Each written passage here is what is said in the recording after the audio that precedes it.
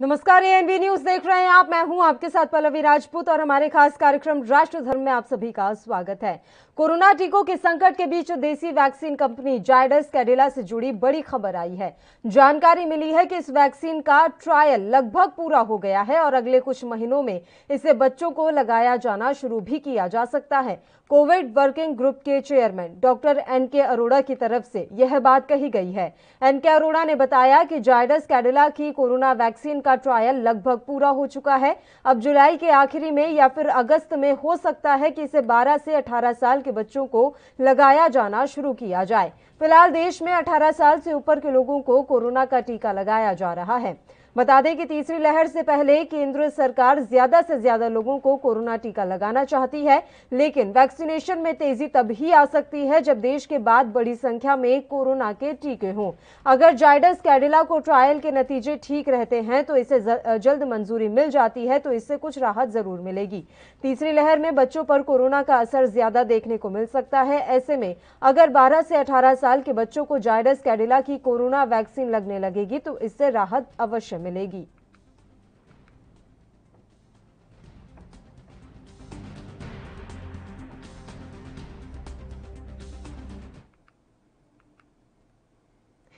तो corona virus के अन्य स्वरूपों की तुलना में डेल्टा प्लस वेरिएंट का फेफड़ों के टिश्यू पर ज्यादा असर पाया जा रहा है। वैक्सीनेशन पर नेशनल टेक्निकल एडवाइजरी ग्रुप के जो अध्यक्ष हैं एनके अरोड़ा, उन्होंने भी बड़ी बात कही है। उन्होंने ये कहा है कि इसका मतलब ये बिल्कुल नहीं है कि इससे कोई गंभीर बीमारी होगी या ये ज्यादा संक्रामक है। कोरोना वायरस के नए वेरिएंट डेल्टा प्लस की 11 जून को पहचान हुई।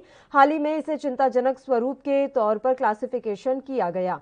देश के 12 राज्यों में डेल्टा प्लस के अब तक 51 मामले आ चुके हैं। इस वेरिएंट से संक्रमण के सबसे अधिक मामले महाराष्ट्र में आए हैं। डेल्टा प्लस वेरिएंट के बारे में एनटीएजीआई के कोविड-19 टास्क ग्रुप के प्रमुख ने कहा कि अन्य स्वरूपों की तुलना में फेफड़ों से इसका ज्यादा जुड़ाव है, लेकिन स्पष्ट किया कि इसका यह मतलब नहीं है कि डेल्टा प्लस गंभीर बीमारी का कारक होगा या यह ज्यादा संक्रामक है। डेल्टा प्लस वेरिएंट के संज्ञान में आए हैं। हम लगातार टेस्टिंग पर ध्यान दे रहे हैं। कोरोना पॉजिटिव की जो सबसे तेज गति थी, जो पीक था, उस समय जितने टेस्ट हो रहे थे उतने ही माननीय मुख्यमंत्री जी के निर्देश पर आज भी उतने ही टेस्ट हो रहे हैं। हम ये सुनिश्चित कर रहे हैं कि टेस्ट की जो पॉजिटिव केसेस की वेरिएंट की जो टेस्टिंग है वो भी समयबद्ध तरीके से, जो प्रोटोकॉल है उस हिसाब से हो, और उसी का परिणाम है कि एनसीडीसी द्वारा जो भी मध्य प्रदेश में डेल्टा प्लस वेरिएंट के केसेस आ रहे हैं उसकी जानकारी हमें मिल रही है और हम उसकी कॉन्टैक्ट ट्रेसिंग कर। बीकानेर में एक 65 वर्षीय महिला डेल्टा प्लस की पॉजिटिव केस के रूप में सामने आई, लेकिन खुशी की बात यह भी है कि वो रिकवर भी हो गई और वहां पे हमने जो भी जरूरी इंतजाम हैं वो किए हैं। कॉन्टैक्ट ट्रेसिंग का काम चल रहा है और जिला कलेक्टर इस बात पे पूरी पैनी निगाह है, माइक्रो कंटेनमेंट जोन बना के, ताकि ये फर्दर स्प्रेड नहीं हो। लेकिन कल जो भारत सरकार का आंकड़ा जारी हुआ, करीब 11 राज्यों में डेल्टा प्लस के मरीज पाए गए हैं और करीब 48 केसेस पूरे कंट्री में आए हैं। राजस्थान में भी, क्योंकि सबसे खुशी की बात यह है कि पूरे देश में 10 जगह जीनोम सीक्वेंसिंग का काम हो रहा है, जिसके माध्यम से ये पता चलता है कि पहली वेव का कौन सा वेरिएंट था, सेकेंड वेव में कौन सा वेरिएंट था और वो वेरिएंट कितना घातक है। हम लोग सैंपल्स भेजते थे, वहां 2-2 महीने तक रिपोर्ट नहीं आती थी और पूरा जो वेव है उसका पीरियड ही निकल जाता था, तो ट्रीटमेंट प्रोटोकॉल भी प्रॉपर तरीके से तय नहीं हो पाता था। अभी मुख्यमंत्री जी ने स्वीकृति जारी की और हमने एसएमएस में जीनोम सीक्वेंसिंग का काम शुरू कर दिया। मैंने सभी चीफ मेडिकल ऑफिसर्स को हिदायत दी है कि किसी भी वीआईपी मूवमेंट के दौरान जो कोविड मरीजों की देखभाल उनके एडमिशन, उनकी एंट्रेंस का काम किसी भी प्रकार से प्रभावित नहीं होना चाहिए। हमारी प्राथमिकता जो कोरोना के मरीज हैं, इसलिए हमें उन पर पूरा ध्यान देना चाहिए। अभी हमारी कोई अभी हम केवल सख्ती से इस पर नियंत्रण कर रहे हैं, और सख्ती जिस कदर हमने बढ़ाई है, मैंने सभी एसपीज को कहा है कि 144 कर्फ्यू और गैदरिंग्स के जो हिदायतें सरकार ने पारित की हुई हैं, उनका कड़ाई से पालन किया जाए। 144 केवल कागजों में नहीं होनी चाहिए, 144 रियल सेंस में होनी चाहिए। कहीं पर भी 4 आदमी से ज़्यादा एकत्रित ना होने दिए जाएं। और ऐसे संस्थान जैसे बैंक हैं, अस्पताल हैं, या ऐसी दुकानें हैं जहां पर ज़्यादा भीड़ लगती है, वहां पर सोशल डिस्टेंसिंग के हिसाब से चूने के साथ निशान लगाए जाएं, ताकि डिस्टेंसिंग के साथ। तो देश में कोरोना वायरस का डेल्टा प्लस वेरिएंट कई राज्यों में मिल गया है। इस पर national technical advisory group of immunisation के जो अध्यक्ष हैं डॉक्टर एनके अरोड़ा का कहना है कि कोरोना की बाकी वेरिएंट के मुकाबले डेल्टा प्लस वेरिएंट फेफड़ों तक जल्दी और आसानी से पहुंच जाता है, लेकिन इसका मतलब ये नहीं है कि वेरिएंट ज्यादा संक्रामक है या इससे गंभीर कोरोना हो सकता है। अन्य चिकित्सकों का भी इस डेल्टा प्लस वेरिएंट और कोरोना की थर्ड वेव पर क्या कुछ कहना है, वो हम आपको सुनाते हैं। तो फोकस सारा वैक्सीन रेजिस्टेंस पे रखते हैं एंड वैक्सीन डिमांड पे। अभी कल शाम को एक पेपर आया है IJMR का, जिसमें उन्होंने मॉडलिंग एक्सरसाइज करी है और क्या है कि अगर पहले तो नेक्स्ट वेव नहीं आएगी तो बहुत ही माइल्ड होगी और February March नेक्स्ट ईयर आएगी। तो ये हमारे पास 6 से 8 महीने का विंडो पीरियड है, जिसमें सब इम्यूनाइज अगर हो जाते हैं तो फिर हम तीसरी वेव को एक तरीके से, इसके बारे में भी कर लूंगी सर। तो मैं इस दोनों चीजों को जोड़ूंगा कि अगर इस समय वैक्सीन हेसिटेंसी जो हाईएस्ट लेवल पे रिकॉग्नाइज करी गई है, ये बहुत अच्छी है और वैक्सीन का ये सबसे अच्छा मौका है, जिससे कि आने वाली वेव्स को हम करीब नकार सकते हैं। That all the people above the age of 18 in this country will be able to get the vaccination in the due time, and he assured the nation that the vaccination will be made available to the people at their doorstep and wherever they are living in that area. We also thank him for emphasizing the need of and honoring the drivers, especially the boat ambulance driver and other people, oxygen drivers who are helping the country in combating with this COVID season. And we are so much pleased that Honorable Prime Minister is able to greet us, the medical fraternity, for the Doctors' Day. And we wish and hope that Honorable Prime Minister will also. देखो, mutations और variant जो हैं, ये virus की एक प्रकृति है, nature है उसकी। ये तो होता ही रहेगा हर वायरस में, इसमें ही नहीं है। इवन जो इन्फ्लुएंजा का वायरस है, उसमें भी हर साल वेरिएंट और वो कुछ होते रहते हैं। तो आपने एक साल में कई वेरिएंट, कई म्यूटेशन के बारे में सुन ली है, और उसमें क्वेश्चन सिर्फ यही आता है कि वो कितना कंटेजियस है, कितना विरुलेंट है, कितना खतरनाक है, तो या फिर उसके अगेंस्ट वैक्सीन काम करेगी या नहीं करेगी। ये क्वेश्चन पब्लिक के दिमाग में आते हैं, साइंटिस्ट इस पर रिसर्च कर रहे होते हैं। अभी तक तो ये है कि जो डेल्टा वेरिएंट था, उसके अगेंस्ट जो हमारी कोविशील्ड और कोवैक्सीन है, वो दोनों ही इफेक्टिव हैं टू सम एक्सटेंट। अब डेल्टा प्लस पर भी स्टडी की जा रही हैं। कुछ प्रिलिमिनरी स्टडी मैंने कल पढ़ी थी कि उसमें भी शायद ड्रग्स इफेक्टिव हैं। तो ये चलता रहेगा। इसमें हमारी जो जीनोमिक स्टडी है वो चलती रहेगी, उससे गाइडेंस मिलती रहेगी कि कोई वैक्सीन में हमने कोई तब्दीली करनी है या कुछ में तब्दीली करना जरूरी है, तो वो भी हर साल तब्दीली भी होती जाएंगी। तो इतना घबराने वाली जरूरत नहीं है।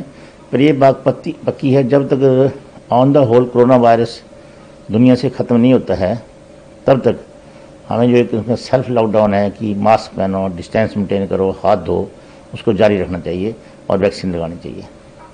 इसी तरह ये म्यूटेट बदलता रह रहा है। अपने आप को जिंदा रखने के लिए, अपने आप को जीवित रखने के लिए वो अपने आप को चेंज करेगा, और हमारे को जिस रूप से आएगा वो हो सकता है कि ज़्यादा विरुलेंट हो।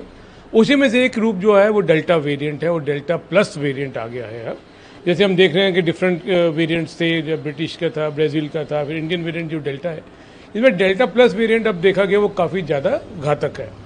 तीन स्पेशलिटीज़ इसकी क्वालिटीज़ देखी गई हैं। एक वो कि ज़्यादा जल्दी फैलता है, दूसरा वो लंग के अंदर जाके जल्दी उसके रिसेप्टर के साथ बाइंड कर लेता है, और तीसरी जो बात है कि उसको कहते हैं कि हो सकता है मोनोक्लोनल एंटीबॉडीज जो हमारी एंटीबॉडीज के अगेंस्ट या जितनी कारगर ना हो। तो ये जो अब आ रहा है और जितना ज़्यादा रूप ऐसा धारण कर रहा है, तो एक चिंता का विषय तो डेफिनेटली है। कहा जा रहा है कि क्लिनिकल होगा 12 से 18 साल के बच्चों के लिए जल्द में, केंद्र सरकार ने ऐसा सुप्रीम कोर्ट में बताया है। एक अच्छी बात ये है कि हमारी वैक्सीन जो है वो काफ़ी जल्दी लाई गई है। ऑफ कोर्स इमरजेंसी अप्रूवल हुआ है क्योंकि हमारे पास टाइम नहीं इतना कि हम पूरा 10 साल 5 साल के लिए ट्रायल करें और फिर वैक्सीन लाएं। अभी तक बच्चों में नहीं दी जा रही थी क्योंकि उसमें ट्रायल नहीं हुआ था। ऐसा नहीं है कि वो सेफ नहीं है, बट क्योंकि ट्रायल नहीं हुआ तो दे नहीं सकते। अब वो ट्रायल शुरू कर रहे हैं, यंगर चिल्ड्रन में करेंगे, 12 से 18 हैं, फिर 12 से कम भी करेंगे। सारी वैक्सीन के साथ है, ऑल ओवर वर्ल्ड ऐसे है। और अभी हमारे यहाँ भी जैसे ट्रायल शुरू हो रहा है, तो बड़ी अच्छी बात है कि अगर वो वैक्सीन सफल होती है और हमें लगता है कि उसके साइड इफेक्ट्स नहीं है बच्चों में, तो ये डेफिनेटली एक अच्छा तरीका है जिससे हम इसे। डेल्टा प्लस वेरिएंट का नंबर बढ़ रहा है इंडिया में और ये लगभग 48 हो गए हैं। 4 डेथ भी हो गए हैं और जो महाराष्ट्र और तमिलनाडु ऐसे स्टेट्स हैं जिसमें कि सबसे अधिक नंबर मिले हैं। ऐसे में जो डेल्टा प्लस वेरिएंट है उसमें डेल्टा वेरिएंट से कि ये फ़र्क है कि उसमें जो K417N म्यूटेशन है वो एक्स्ट्रा है, साथ में जो अल्फ़ा और बीटा स्ट्रेन की जो कुछ म्यूटेशन है वो भी इसमें पाए जाते हैं। तो ऐसे में इसका विरुलेंस और इसका जो ट्रांसमिशन है वो बहुत अधिक है। तो जो थर्ड वेव है जिनकी शंकाएं बहुत अधिक हैं, ऐसे में ये जो डेल्टा प्लस वेरिएंट है उसका रोल इस वेव में बहुत अधिक होगा। वैक्सीन मैन्युफैक्चरर्स को भी इसके लिए आगाह कर दिया गया है कि ऐसे वैक्सीन्स को तैयार किया जाए जो कि डेल्टा प्लस वेरिएंट पर भी इफ़ेक्टिव हो।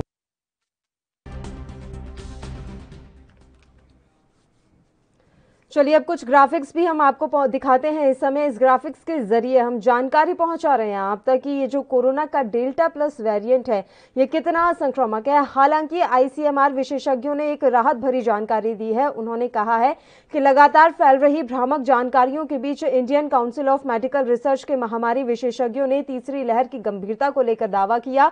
डॉक्टर समीरन पांडा ने कहा है कि कोविड-19 महामारी की तीसरी लहर दूसरी जितनी गंभीर नहीं होगी। लोगों को इससे बहुत ज्यादा डरने की जरूरत नहीं है। हालांकि बचाव के उपायों को अपनाने में भी कोई कसर नहीं छोड़नी चाहिए। Indian journal of medical research में प्रकाशित मैथमेटिकल मॉडलिंग विश्लेषण पर आधारित एक अध्ययन में वैक्सीनेशन और तीसरी लहर की रोकथाम विषय पर प्रकाश डाला गया है। अध्ययन में शोधकर्ताओं का ये कहना है कि देश में वैक्सीनेशन अभियान को अगर और ज्यादा तेज कर दिया जाए, जिससे ज्यादा से ज्यादा लोगों को टीका लगाया जा सके, तो तीसरी लहर को काफी हद तक नियंत्रित करने में हमें मदद मिल सकती है। ये बात अध्ययन में सामने आई है। भारत में कोविड-19 की तीसरी लहर कैसी होगी, क्या ये ज्यादा गंभीर होगी, इसको लेकर ये संभावना है। एक गणितीय मॉडलिंग आधारित विश्लेषण नाम से इस अध्ययन को आईसीएमआर में डीजी बलराम भार्गव, संदीप मंडल और समीरन पांडा द्वारा लिखा गया है। निष्कर्ष में विशेषज्ञों ने यह बताया है कि कई स्तर पर किए गए अध्ययन के आधार पर यह कहा जा सकता है कि तीसरी लहर के ज्यादा गंभीर होने की आशंका कम है। देश में तेजी से वैक्सीनेशन हो रहा है। विशेषज्ञों का कहना है कि दूसरी लहर के खत्म होने के 3 महीने की अवधि में देश की 40% आबादी को वैक्सीन की दोनों खुराक मिलने की उम्मीद की जा रही है। अगर ऐसा होता है तो तीसरी लहर में कोरोना के सिम्टोमेटिक मामले 55% तक कम हो सकते हैं, ऐसी उम्मीद की जा रही है। मौजूदा आंकड़ों के मुताबिक देश के करीब 20% आबादी को वैक्सीन की कम से कम एक खुराक मिल चुकी है। वहीं करीब 4% लोगों का पूरी तरह से टीकाकरण हो गया है। डॉक्टर्स ये भी कहते हैं कि दूसरी लहर में दिखे गंभीर परिणामों से सीख लेने की जरूरत है। तीसरी लहर से बचाव में इसकी महत्वपूर्ण भूमिका हो सकती है। देश में भले ही कोरोना के मामले कम हो रहे हो, लेकिन सोशल डिस्टेंसिंग और मास्क के प्रति लापरवाही बरतना खतरनाक हो सकता है। मास्क लगातार और सही तरीके से पहनने के साथ टीकाकरण कराना सभी लोगों के लिए बेहद आवश्यक है। तीसरी लहर को गंभीर बनने से रोकने में इनकी भूमिका काफी महत्वपूर्ण हो सकती है। तो कुछ अहम जानकारी हम ग्राफिक्स के जरिए आपके साथ इस समय साझा कर रहे हैं।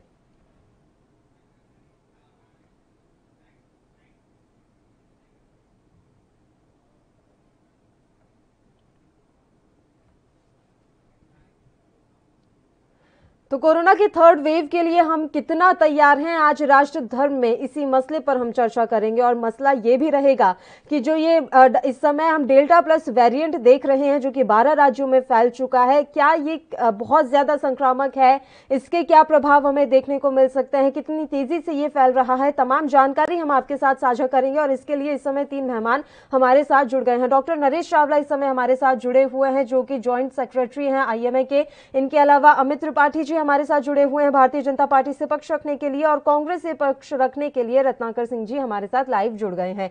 तीनों ही मेहमानों का स्वागत करती हूं ANB न्यूज पर। डॉक्टर नरेश चावला, शुरुआत हम आपके साथ ही करना चाहेंगे। सर, सबसे राहत भरी खबर तो आज यही आई है कि अब जो 12 से 18 साल के जो बच्चे हैं उनको भी वैक्सीन लगाई जा सकती है। एक वैक्सीन को जो है मंजूरी मिल सकती है क्योंकि उसका ट्रायल पूरा हो गया है। क्या आप ऐसा मान रहे हैं सर कि अगर जल्द से जल्द हम बच्चों को भी वैक्सीनेट करना शुरू कर देंगे तो तीसरी लहर पर हम काफी हद तक नियंत्रण पा सकते हैं? डॉक्टर चावला, देखिए, जब से आज से 1 महीना पहले तीसरी लहर की बात की गई थी तब से पूरे देश में एक दहशत फैल गई है, क्योंकि दूसरी लहर हमने देखी है वो इतनी खतरनाक थी कि हर घर में न या तो कोई जा रहा था या कोई इसका रिश्तेदार था या कोई पड़ोस में था। तो मन में इतनी दहशत है। और जब बात बच्चों की आ जाती है तो हम हिंदुस्तानी बच्चों के मामले में बहुत ही सेंसिटिव भी हैं। वो अपने आप को बचाएं ना बचाएं, बच्चों को जरूर बचाते हैं। जहां तक बात आई कि ये लहर कितनी होगी, इस पर काफी स्पेकुलेशंस हो रही हैं, लेकिन हालांकि कोई भी स्पेकुलेशन 100% करेक्ट नहीं हो सकती। वो इसलिए कि ये हमारी इमेजिनेशन है,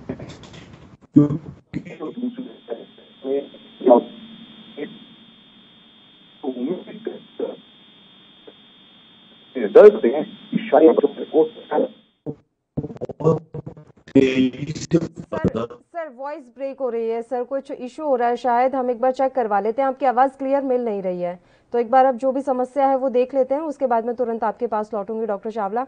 तब तक मैं आपके पास आना चाहूंगी अमित त्रिपाठी जी। सवाल बस सीधा सा है, कोरोना की तीसरी लहर को लेकर सरकार की क्या तैयारी है? और आज भी एक रिपोर्ट आई है और उसमें ये कहा गया है कि अगले 6 से 8 महीने में तीसरी लहर के आने की पूरी संभावनाएं हैं। आप कितना तैयार है, देश कितना तैयार है? देखिए, सबसे पहले तो मैं कहना चाहता हूँ कि जिस तरीके से आपने देखा कि हम लोगों ने 2 वेव को झेल चुका है हमारा देश, और हम सभी झेल रहे हैं, आज भी अभी भी वो वायरस खत्म नहीं हुआ है। वो वायरस हमारे बीच में, और आज भी कहीं ना कहीं गिने चुने केस आ भी गए हैं। उत्तर प्रदेश में भी कई जगह 1-2 आज जगह आ भी गए हैं।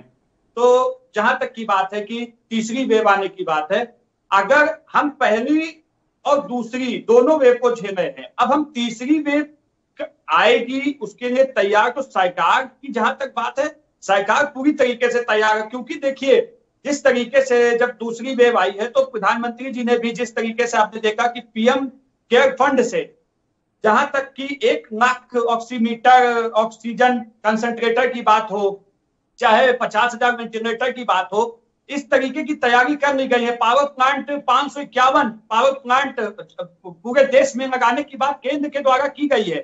जहां तक कि उत्तर प्रदेश की बात है, उत्तर प्रदेश में अभी तक मैं आपको बताऊं कि 370 से ज्यादा ऑक्सीजन प्लांट लगाए जा चुके हैं, और जो बचे हैं हमने 548 की बात की है, हम उसको पूरा कर लेंगे। हमारी पूरी तैयारी है। हमारे मुख्यमंत्री, हमारे प्रधानमंत्री जी विशेषज्ञों के साथ, स्टाफ के साथ बैठकर इस चीजों को देख रहे हैं, कहां पर किस चीज की जरूरत है, चाहे मेडिकल बेड बढ़ाने की बात हो, चाहे ICU बढ़ाने की बात हो, चाहे फिर बच्चों के लिए PICU हो, NICU हो, इस तरीके के बेड की बढ़ाने की बात हो, उसके लिए भी तैयारी कर ली गई है। और जो जैसे आज आप इंजेक्शन, जो जरूरी इंजेक्शन है उसको भी उत्पादन बढ़ाने के लिए भी दिशा निर्देश जारी कर दिए गए हैं। लेकिन मैं इतना जरूर कहना चाहूंगा कि अभी आज की कंडीशन को देखते हुए आज ये वायरस कम हुआ है। मैं अपने सभी देशवासियों से एक अपील जरूर करना चाहूंगा कि जहां पर भी ये वायरस अभी कमजोर जरूर पड़ा है लेकिन खत्म नहीं हुआ है, लेकिन लापरवाहियां हमारी शुरू हो गई हैं। अभी भी लोग मास्क का प्रयोग नहीं कर रहे हैं। मैं सबसे निवेदन करना चाहता हूं कि लोग मास्क का प्रयोग करें। वायरस जरूर बनना है लेकिन बचाव उसका वही है कि सोशल डिस्टेंसिंग, मास्क, और जरूरी हो तभी घर से बाहर निकले, अन्यथा घर में ही रहें। इस तरीके की चीजों को सरकार लगातार लोगों से बात कर रही है। तो जहां तक कि सरकार की बात है, सरकार पूरी तरीके से तैयार है। चुनौती बड़ी है, हम सबको एक साथ मिलकर इस चुनौती से पार पाना होगा। और ये इस समय में राजनीतिक कोई बात नहीं करूंगा, इतना जरूर कहना चाहूंगा कि ये हमारे देश के लिए बड़ी चुनौती है। यहाँ पर सबको एक साथ खड़े होकर इस चुनौती का सामना करना चाहिए और वो कर भी गए हैं। और इसीलिए आज दूसरी लहर कमजोर पड़ी है। और जिस तरीके से एक सुखद खबर आपने भी बताई कि आईसीएमआर की रिपोर्ट आई है, उन्होंने बताया है कि शायद तीसरी वेव उतनी खतरनाक नहीं हो, लेकिन इस खतरनाक ना हो इस सोच को हमको रख के बैठ नहीं जाना है। हमें जरूरी जो चीजें हैं उनको करना पड़ेगा, तभी हम इस जो तीसरी वेव है उसको रोकने में कामयाब होंगे। ठीक है, रत्नाकर जी आपके पास आना चाहेंगे। सर, आप भी इस बात से इत्तेफाक रखते होंगे कि जैसे ही अनलॉक की प्रक्रिया शुरू हुई, लोगों की लापरवाही भी अब शुरू हो गई है। हम देख रहे थे आज दिल्ली की तस्वीरें, वहां पर आज सरोजनी मार्केट पूरा खोला गया तो दुनिया भर की भीड़ हमने वहां देखी और लोग इतना सट सट कर चल रहे थे जैसे भूल जाते हैं। लोगों में जागरूकता की बहुत कमी है। रत्नाकर जी, कोरोना महामारी से बचने का एक ही उपाय है कि हम जनों से पहले सरकार को लोगों का वैक्सीनेशन करना चाहिए और लोगों की यह जिम्मेदारी है कि वो कोरोना प्रोटोकॉल जो है वो उसको पूरी तरह मेंटेन करें। लेकिन मजबूरी यहाँ पे ये है कि जो आम जनता है उसको आज उसका भूख जो है, भूखा परिवार है, वो कुछ इनकम का सोर्स नहीं है, रोज काम करके खाने वाले मजदूर लोग हैं, उनको रोज चाहिए होता है, इनकम का सोर्स चाहिए होता है, तो वो कहीं न कहीं उनकी मजबूरी होती है बाहर निकलने की और चीजों को करने की, जिससे कि उनका दो पैसा आए और उनके परिवार का भरण पोषण हो।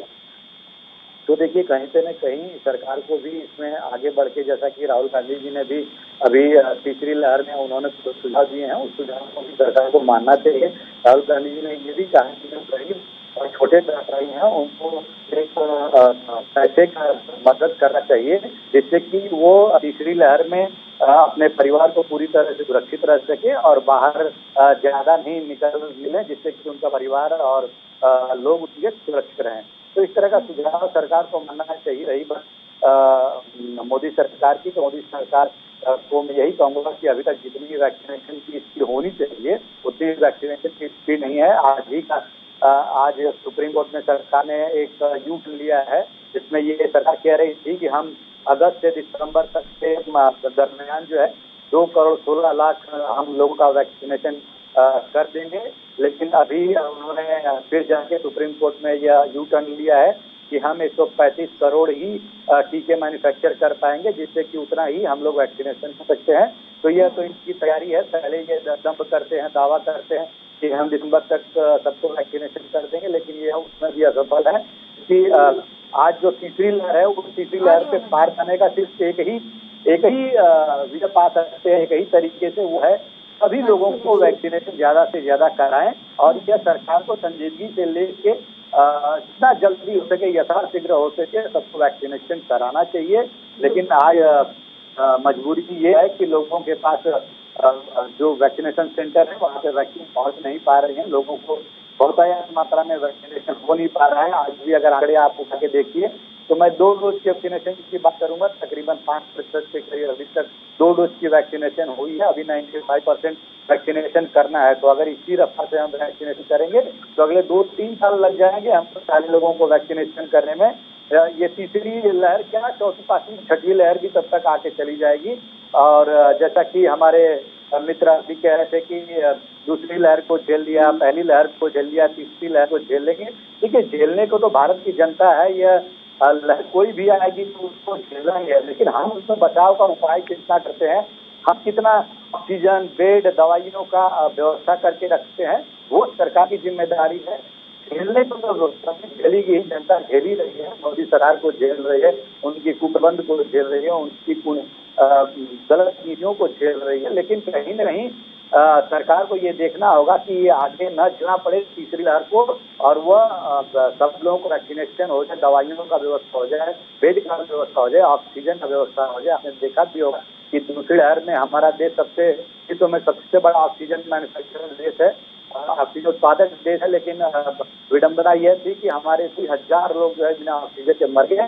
इस तरह की कुप्रबंध जो है व्यवस्थाओं को संज्ञान में लेके और जो गलतियां दूसरी लहर में हुई है वो गलतियां हमें तीसरी लहर में नहीं करनी है। राहुल गांधी जी ने भी अपने पूरी तरीके से तैयार रहना पड़ेगा ना सर। वो तो देखिए केंद्र सरकार की जितनी जिम्मेदारी है वो राज्य सरकारों की भी उतनी जिम्मेदारी है। वो कहाँ किस तरीके से अतिरिक्त बेड की व्यवस्था कर रहे हैं, बच्चों के लिए स्पेशल किस तरीके से वार्ड तैयार किए जा रहे हैं, ये सब तो सभी को मिलकर करना होगा। क्या हम केंद्र पर छोड़कर एकदम से फ्री होकर बैठ सकते हैं? एक बहुत अहम सवाल ये है कि एक बार फिर से हम तू मैमे की लड़ाई शुरू करके चीजें यूं ही छोड़ देंगे या फिर अपनी अपनी जिम्मेदारी समझकर काम को आगे करेंगे और तैयारी पूरी करेंगे। लौटूंगी आपके पास रत्नाकर जी। डॉक्टर नरेश चावला काफी देर से हमारे साथ जुड़े हैं, पहले भी उनकी बात पूरी नहीं हो पाई थी, वॉइस ब्रेक हो रही थी उनके। डॉक्टर नरेश चावला, अभी जिस गति से जो वैक्सीनेशन हो रहा है, आपके हिसाब से इस गति को और कितना बढ़ाने की जरूरत है? आपके हिसाब से अगले 6 से 8 महीने में कितने फीसदी लोगों को वैक्सीनेट किया जाए ताकि हम कोविड की जो थर्ड वेव है उसे कंट्रोल कर सकें? मैडम, आपको मेरी आवाज आ रही है? जी सर, अब क्लियर आ रही है। चलो, I will take a very comprehensive view of the whole situation including vaccination also, बाकी चीजें भी। तो ये कहते हुए हमने जो 2 महीने पहले दूसरी लहर का जो कहर देखा है, वो कोई हिंदुस्तानी, चाहे कोई किसी भी पॉलिटिकल पार्टी को चाहेगा दोबारा ना हो। हमने वो नर्क देखा है, वो परले देखी है जो हर घर में हुई थी, हर घर में कोई जागा था। तो अब जब तीसरी लहर की बात आई है तो सच्चाई ये है कि अभी दावे से कुछ भी नहीं कोई कहा जा सकता। ये एक इमेजिनेशन है, ये जानते हुए कि कोरोना वायरस बहुत बुरी तरह म्यूटेट करता है और जो बच्चे और प्रेग्नेंट वुमेन हैं वो इस बार के बड़े शिकार हो सकते हैं। जहां तक बात है वैक्सीनेशन की, अभी तक तो वैक्सीन जो अलाउड है वो सिर्फ एडल्ट्स को है। जो बच्चों की वैक्सीनेशन की बात आप आईसीएमआर की बात आप कर रही थी, वो अभी ट्रायल स्टेज में है, उसमें थोड़ा समय भी लगेगा। दैट मीन्स कि we have vaccination only for adults 18 year onwards। उसके लिए मैं इतना ही कहूंगा, अब तक हमारी महज 31 करोड़ 50 लाख के आसपास हमारी आबादी का वैक्सीनेशन हो चुका है। और अगर हमें हर्ड इम्यूनिटी चाहिए, हर्ड इम्यूनिटी का मतलब ये पूरे समाज को इम्यूनिटी मिल जाए, उसके लिए कम से कम 70-75 करोड़ की पॉपुलेशन को हमें वैक्सीनेट करना पड़ेगा बाय द मंथ ऑफ सितंबर अक्टूबर। ये हमारी कोशिश जरूर होनी चाहिए। हालांकि सेंट्रल गवर्नमेंट का ऐलान है कि वो 31 दिसंबर 2021 तक ऑलमोस्ट 94 करोड़ पॉपुलेशन को वैक्सीनेट कर लेंगे। शायद ये it is a very difficult and a very tall order. ये एक चुनौती है, एक चैलेंज है, उसको कितना कर पाते हैं। लेकिन आज की तारीख में हर को सेंट्रल गवर्नमेंट अपना रोल अदा करे, स्टेट गवर्नमेंट अपना रोल अदा करे, डिस्ट्रिक्ट रोल अपना रोल अदा करें। पॉलिटिकल पार्टीज में छुटपुट राजनीति ना होते हुए एक अच्छा पॉजिटिव कंट्रीब्यूशन होए, क्योंकि ये एक ऐसा चैलेंज है, ये युद्ध स्तर पे है, ये किसी वर्ल्ड वॉर से भी जाता है, ये बड़े युद्ध से भी जाता है जो हर घर में युद्ध होता है। इसलिए मेरा एक ही संदेश, इंडियन मेडिकल एसोसिएशन के लाखों और हजारों डॉक्टर्स अपनी जानें दे चुके हैं एज कोरोना वायरस, और हम सबको मिलके इस थर्ड वेव की चुनौती एनजीओ को इन्वॉल्व किया जाए। एनजीओ के अलावा जो आम जो सिटीजनरी है उसको इन्वॉल्व किया जाए, और सबसे ऊपर मैं एक ही बात कहूंगा, हमारे हिंदुस्तानी भाई बड़ी तेजी से छोड़ देते हैं। मैंने नोट किया जब से 4 हफ्ते पहले से दिल्ली एनसीआर रीजन में लॉकडाउन उठा है, लोग बाग उठ के मार्केट्स में भी आ गए हैं, मॉल्स में भी आ गए हैं और हॉलिडे मनाने भी जा रहे हैं। तो ये रवैया गलत है। हम लोगों को कोरोना अप्रोप्रिएट बिहेवियर को अपनी जीवन शैली बनाना चाहिए। अगर हम अगले 1 साल के लिए ऐसा नहीं करेंगे तो it is not only the third wave, we may be due for fourth wave also. So as many countries all across the world, Israel, New Zealand, Japan, Taiwan, Hong Kong, इन लोगों ने अपनी कोरोना अप्रोप्रिएट बिहेवियर को अपनी जीवन शैली बना दिया है, और मैं कहूंगा हम लोगों को भी हम ऐसा करेंगे तो हम कोरोना के चैलेंज को जरूर हम जीत पाएंगे। सही है, जागरूकता की कहीं ना कहीं बहुत ही ज्यादा कमी है, और जब इतना ज्यादा हम अभाव देखते हैं जागरूकता का, तब इसी तरीके से हालात पैदा हो जाते हैं बार बार। कोरोना के नए वेरिएंट और इसके अलावा थर्ड वेव को लेकर आज हम बातचीत कर रहे हैं, और तीनों मेहमान लगातार हमारे साथ जुड़े हुए हैं। अमित त्रिपाठी जी, मेरा एक सवाल ये है सर कि अब केंद्र सरकार की तरफ से अभी से क्या भूमिका निभाई जा रही है? जब हम देखते हैं कि दिल्ली में जब बहुत ज्यादा पीक पर कोरोना चला जाता है तो सारी की सारी चीजें आप पर ही आ जाती हैं कि आपने उनकी मदद नहीं की, आपने कुछ नहीं किया।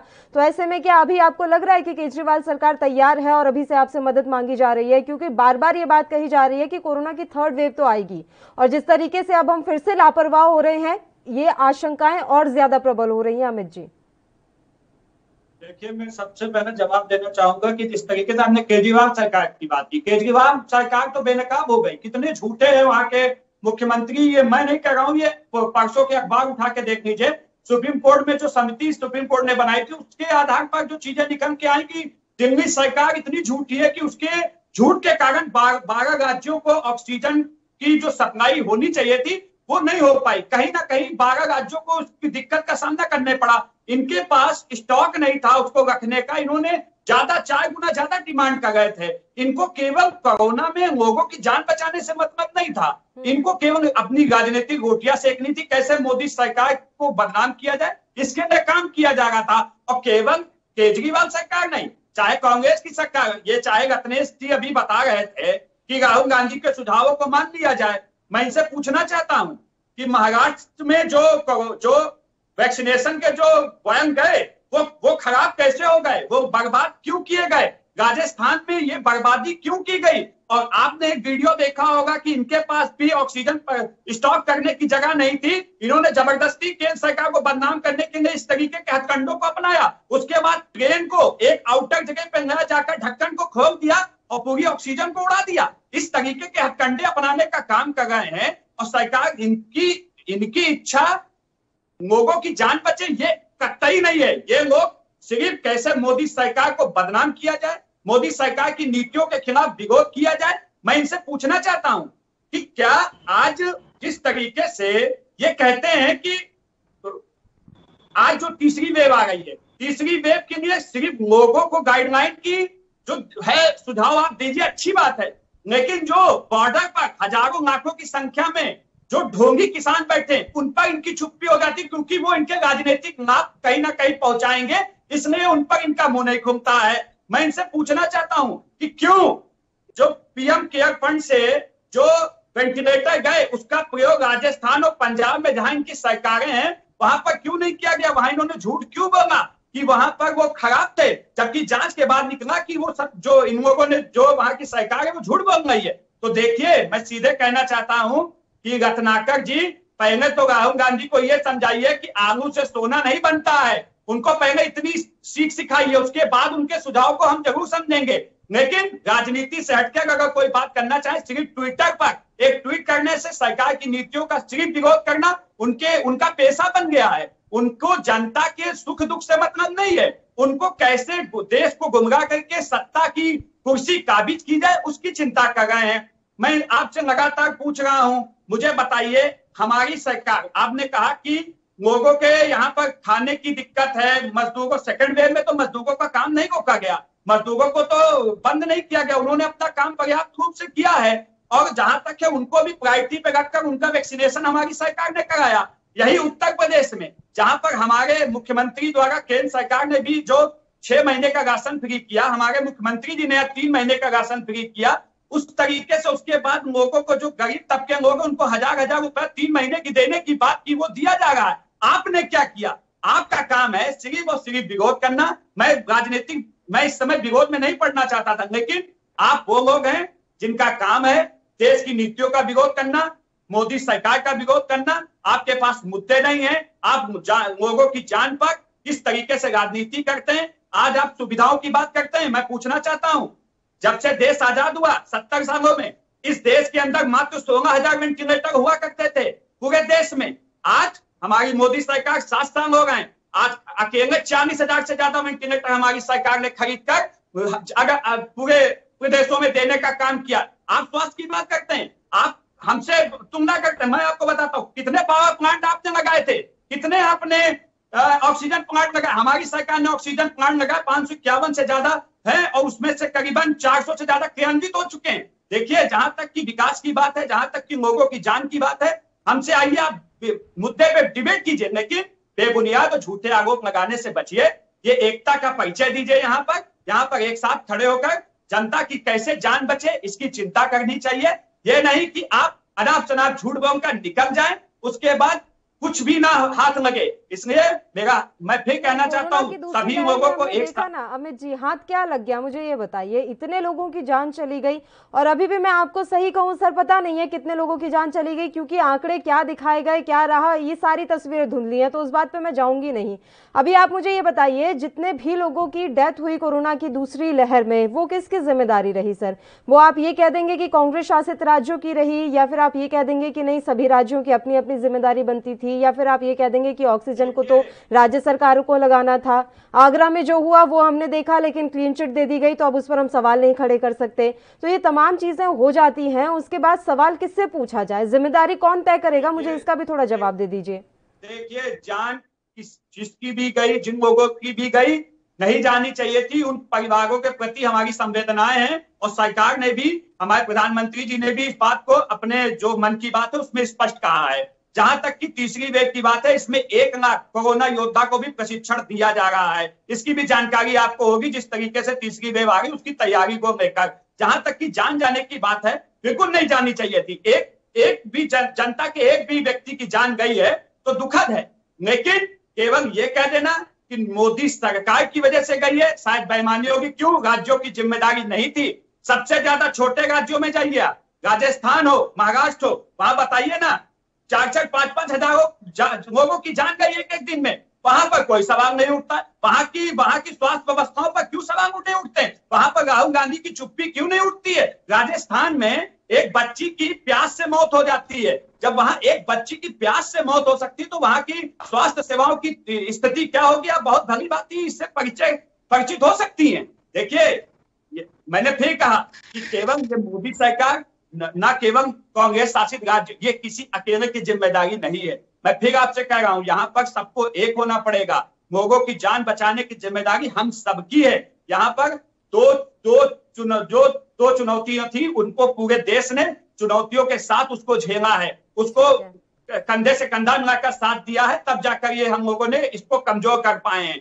लेकिन कांग्रेस की नियत और नीति में बहुत फर्क है। इनकी नीति और नियत में खोट हमेशा रहा है। ये हमेशा लोगों की मौत पर राजनीति करने वाले लोग हैं। इनसे देश की जनता उम्मीद ही नहीं कर सकती कि कभी अच्छी राय दे पाएंगे या अच्छे सुझाव मोदी सरकार को दे पाएंगे। राहुल गांधी ने कब आगे से पेशकश की कि आए और मोदी सरकार से समय लेकर विपक्ष के तौर पर आए और बात करें? उन्होंने केवल ट्विटर पर एक ट्वीट करके भाग जाते हैं। इस तरीके से लोकतंत्र नहीं चलता है। ये लोग सिर्फ देश को गुमराह करते हैं। ऐसे लोग सत्ता से, इसीलिए देश की जनता ने इनको सत्ता से खदेड़ दिया है। ये मुक्त होते जा रहे हैं। ये लगातार केवल और केवल राजनीति कर रहे हैं। इसलिए मैं फिर कहना चाहता हूँ, तीसरी वेव की जहां तक बात है, पूरी तरीके से हमारी सरकार तैयार है। चाहे मैं उत्तर प्रदेश से बिलोंग करता हूँ, चाहे यहाँ की सरकार हो, चाहे मोदी सरकार की बात हो, लगातार बेड बढ़ाने की बात करेंगे कि आपकी जो भी तैयारियां हैं वो पूरी तरीके से मुकम्मल रहे और अंतिम समय में अव्यवस्थाओं का आलम देश ना देखे। रत्नाकर जी, पहली और दूसरी लहर में तो आप लोग एक हो नहीं पाए, तो क्या तीसरी लहर के लिए आप लोग एक हो जाएंगे? एक साथ लड़ा जाएगा तीसरी लहर से? देखिए, विपक्ष जो है, विपक्ष का काम है कि सरकार कहाँ पे गलतियां कर रही है, कहाँ पे फेल है, किस तरह से अपनी जिम्मेदारियों को नहीं निभा रही है, ये विपक्ष का काम है और विपक्ष इसका काम करती रहेगी।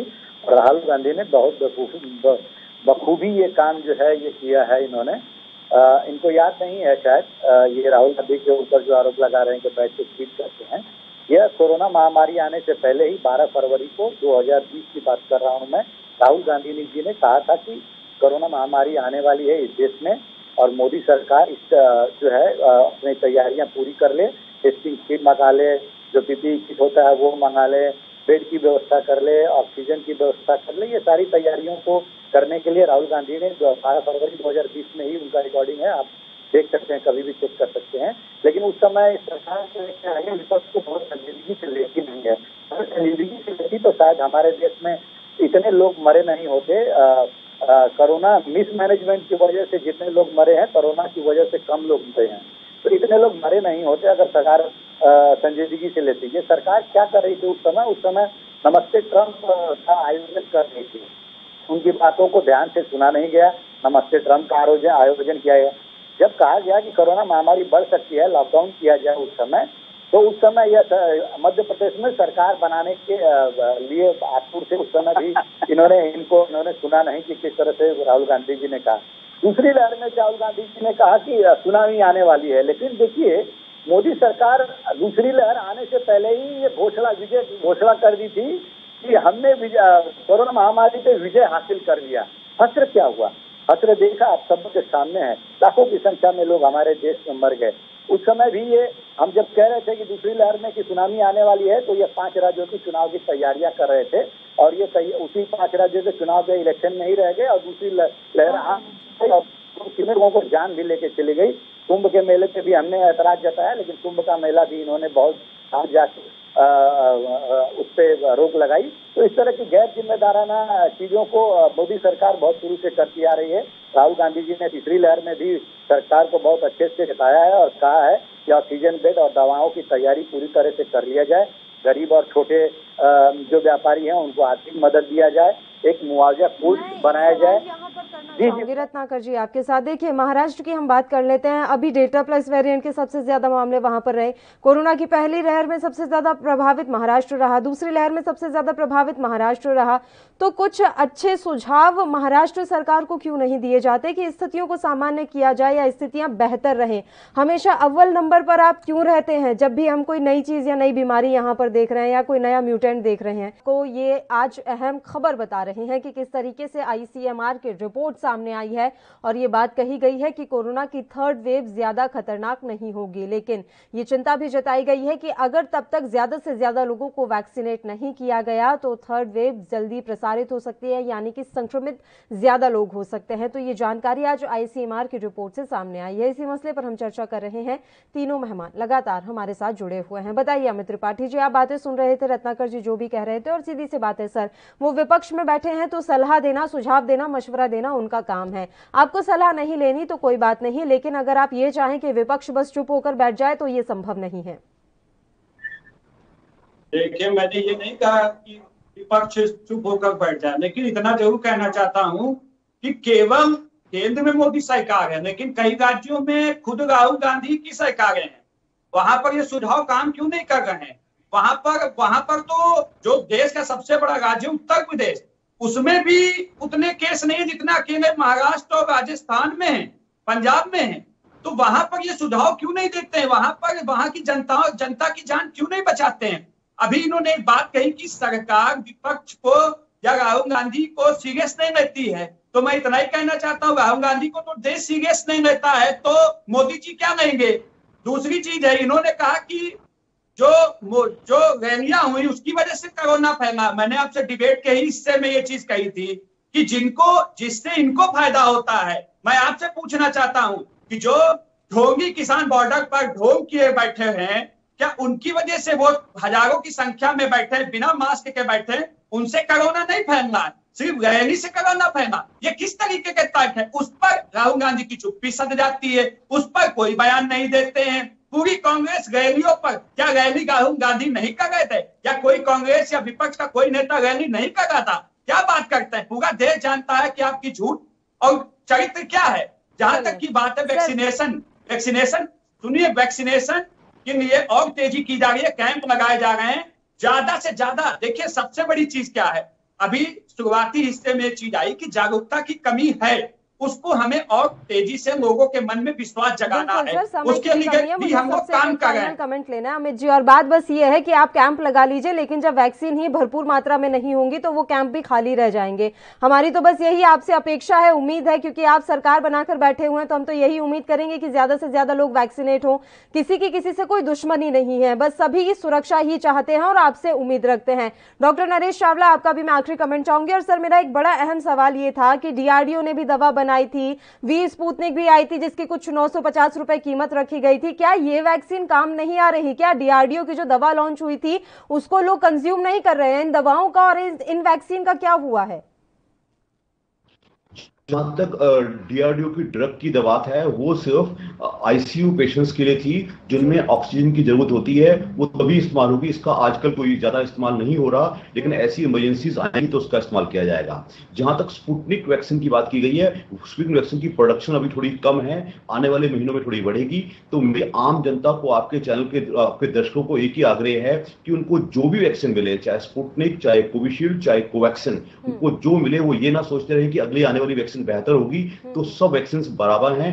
वैक्सीन का असर एक इंडिविजुअल पे नहीं होता, एक इंसान पे नहीं होता, जो उसका पूरी सोसाइटी पे और समाज पे और हर्ड यानी कि एक ग्रुप पे फायदा होता है, उसका फायदा ज्यादा फायदा है, उसी का फायदा हमारे बच्चों को मिलेगा। मैं साथ साथ बात करते हुए जो वैक्सीनेशन की बात की गई है, अभी वी आर वे बिहाइंड। अभी हमें टारगेट 75 करोड़ करना है बाई द मंथ ऑफ सितंबर और अक्टूबर, तब हम हर्ड इम्यूनिटी डेवलप कर पाएंगे, उसी का ही पूरे समाज को फायदा होगा। एक छोटा सा आग्रह और, I would again appeal to all the political parties, ये युद्ध स्तर है, ये युद्ध की तैयारी है, इसमें छुटपुट राजनीति छोड़ के हमें देखा जाए कि हम we should be a welfare state. अगर कोई भी सरकार हो, it should be a welfare state. हम सबसे पहले जनता का सोचें, जनता अपने आप फैसले करेगी राजनीति क्या करता है। तो हमारे देश में दुर्भाग्यवश बात यह है कि हर चीज पे राजनीति बहुत ज्यादा होती है, वो एक्चुअल निकल के कम आता है। तो every individual of the every public person of the country is entitled to the best of health care. ये हम भी चाहते हैं, आप भी चाहते हैं, और हर पॉलिटिकल पार्टी भी चाहती है। तो इस छुटपुट राजनीति को छोड़ के, even including the channels, including ANP channel भी, सब ड्यूटी माइंड है कि इस टाइम जो अगली जो पहले आ सकती है उससे बचने के लिए हम जो कुछ कर सकें, हमें हर इंसान को अपनी इंडिविजुअल कैपेसिटी में, अपनी ग्रुप की कैपेसिटी में, जहां भी, और उसी हिसाब से अब अपना बिहेवियर भी रखना होगा और ये राजनीति को छोड़कर कदम से कदम मिलाकर आगे चलें। सर, समय की बहुत ज्यादा कमी है, रत्नाकर जी 30 सेकंड दे रही हूँ मैं आपको, प्लीज आप अपना आखिरी कमेंट बता दीजिए। सर, अमित जी के बातों का जो दो बात इन्होंने कहा है, उन्हीं दो बात का सिर्फ जवाब देके अपना बात कंप्लीट करना। इन्होंने कहा है कि हम केस छुपा रहे हैं, हमारे राज्य में जो है हम केस छुपा रहे हैं। इनको शायद पता नहीं है, तो गंगा में जो उत्तर प्रदेश की बात कर रहे हैं, जहाँ पे ये रहने वाले हैं, गंगा में तैरती हुई नाचें जो है वो कौन सी गवाही दे रही है, कौन सा केस छुपा जा रहा है गंगा में? मत झूठ बोलिए, मत झूठ बोलिए, बोल लेने दीजिए। नहीं झूठ मत बोलिए, झूठ मत बोलिए, 30 सेकंड में झूठ मत बोलिए। वो झूठी खबर है, वो झूठी खबर है। 2015 की आप खबरों की बात कर रहे हैं, खबर को झूठ मत कीजिए। देखिए, झूठ बोलेंगे तो मैं कहूंगा, रत्नाकर जी झूठ बोलेंगे तो मैं कहूंगा। आप बौद्ध धर्म को, अभी डॉक्टर साहब कह रहे थे कि हमें राजनीति को छोड़कर मिलकर काम करना होगा, जागरूकता लानी होगी, जिम्मेदारी निभानी होगी।